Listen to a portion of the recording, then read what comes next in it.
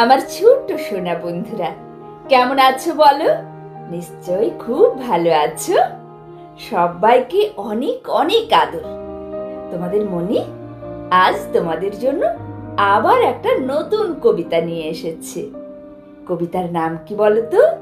কবিতার নাম পুতুল ভাঙা। আর এটি লিখেছেন কবিগুরু রবীন্দ্রনাথ ঠাকুর। তাহলে চলো শুরু করা যাক।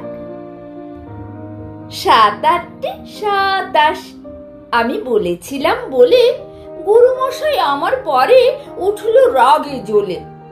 মাগো, তুমি ৫ পয়সার এবারে রথের দিনে সেই যে রঙিন পুতুলখানি আপনি দিলে কিনে। খাতার নিচে ছিল ঢাকা, দেখালে এক ছেলে। গুরুমশাই রেগে মেগে ভেঙে দিলেন ফেলে।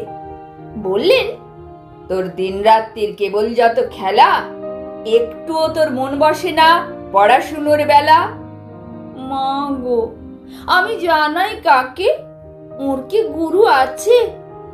আমি যদি নালিশ করি এক্ষুনি তার কাছে। কোন রকম খেলার পুতুল নেই কি মা ওর ঘরে? সত্যি কি ওর একটুও মন নেই পুতুলের পরে? সকাল সাঁঝে তাদের নিয়ে করতে গিয়ে খেলা, কোনো পড়াই করেননি কি কোন রকম হেলা? ওর যদি সেই পুতুল নিয়ে ভাঙেন কেহ রাগে, বল দেখি মা, ওর মনে তা কেমন তর লাগে?